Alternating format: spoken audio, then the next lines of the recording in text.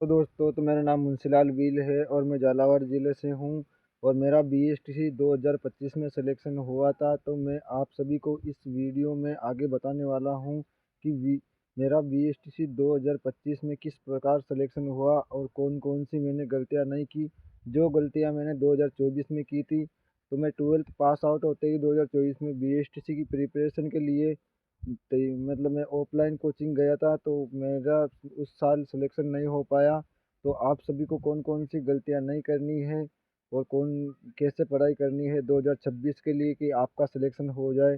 47 दिनों की रणनीति के बारे में आप सभी को मैं बताने वाला हूं कि मैंने 2025 में किस प्रकार से सिलेक्शन लिया और आप सभी 2026 में किस प्रकार से सिलेक्शन ले सकते हो इन 47 दिनों में। तो दोस्तों, मैंने बीएसटीसी 2025 की प्रिपरेशन के लिए मैंने एक कोर्स लिया था। दिनेश आनना सर की ऐप से, आरपी स्टडी ऐप से ऑनलाइन कोर्स लिया था। मैंने वहीं से मेरी पूरी बीएसटीसी की तैयारी की थी और अच्छा पढ़ाते हो सर। टीचिंग एप्टीट्यूड में तो 50 में से 50 उनकी वो जो पढ़ाएंगे उन्हीं में से आ जाएगा।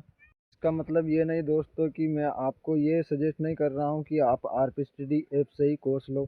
आपको जिस भी कोचिंग का आपको अच्छे से समझ में आए, आप उससे कोर्स लो और अच्छे से पढ़ाई करो, क्योंकि पढ़ना तो हम ही को पड़ता है। परंतु मैं जो टीचिंग एप्टीट्यूड के लिए तो मैं आपको सजेस्ट करना चाहूँगा कि आप दिनेश आनंद सर से ही पढ़ो।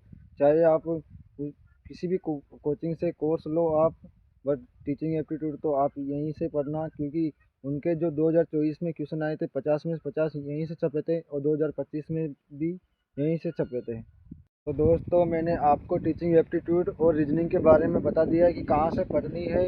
और मैं अब आपको बताना चाहूँगा कि टीचिंग एप्टीट्यूड और रीजनिंग में आप डेली आप 50-50 क्वेश्चन लगाओ, एमसीक्यू।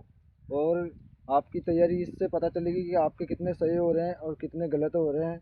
और मैं हिंदी के लिए आपको सजेस्ट करना चाहता हूँ कि आप 9 से 12 की जो बुक होती है हिंदी ग्रामर की, आप उसको पढ़ लो। लगभग उसमें से आपके 25-26 क्वेश्चन उसमें से बैठ जाएंगे। उसमें से लगभग 2-3 क्वेश्चन ही बाहर जाते हैं, क्योंकि मैंने भी उसी में से पढ़ा था। और मेरे 2025 में मेरे 25 क्वेश्चन सही हुए थे, तो आप भी उसी में से पढ़ लेना। तो आपके लगभग 25-26 क्वेश्चन तो उसमें से आराम से हो जाएंगे।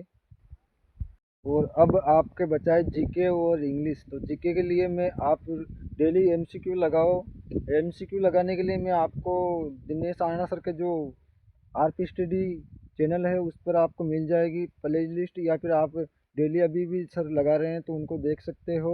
और जिस भाई ने अभी तक प्राचीन इतिहास नहीं पढ़ा है, तो वो भाई प्राचीन इतिहास को स्किप कर सकता है, क्योंकि प्राचीन इतिहास में से 2 या 3 क्वेश्चन ही आते हैं और वो बहुत बड़ा मैटर है। तो अभी टाइम भी कम बचा हुआ है, 47 दिन में कुछ नहीं कर पाएंगे, तो प्राचीन इतिहास को आप स्किप कर सकते हो। बट आप मॉडर्न इतिहास यानी आधुनिक इतिहास को पढ़ना, उसमें से 10-12 क्वेश्चन आपके मिल जाएंगे।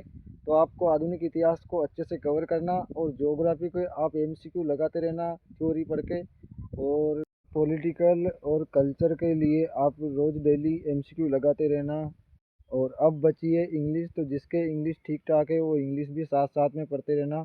और जिसके ठीक नहीं है तो इंग्लिश में ना उलझे, क्योंकि इंग्लिश में से 20 क्वेश्चन आएंगे और आप लगभग बिना पढ़े ही लगभग 5-7 क्वेश्चन ऐसे कर सकते हो। तो उसमें ज़्यादा टाइम वेस्ट नहीं करना, क्योंकि मेरे भी इंग्लिश वीक है, तो इसलिए मैंने इंग्लिश को लास्ट में पढ़ा था 10-15 दिन।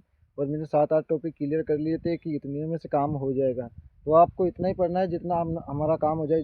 लास्ट में मैं एक बात और कहना चाहता हूँ आपको कि आप एग्ज़ाम में बैठोगे तो आपको ऐसे टाइम मैनेज नहीं हो पाएगा, तो इसलिए आप साथ साथ में टेस्ट भी लगाते रहो। जितना ज़्यादा टेस्ट दोगे आप उतना ज़्यादा आप टाइम मैनेज कर पाओगे। और ये सभी के साथ होता है कि टाइम मैनेज नहीं कर पाते और फिर कहते हैं कि टाइम मैनेज नहीं हो पाया। तो आप साथ साथ में टेस्ट भी देते रहें, जिससे आपका टाइम मैनेज का पता चल सके कि आपको कितना टाइम लग रहा है। और मेरी तरफ से आप सभी को 2026 के लिए बेस्ट ऑफ लक।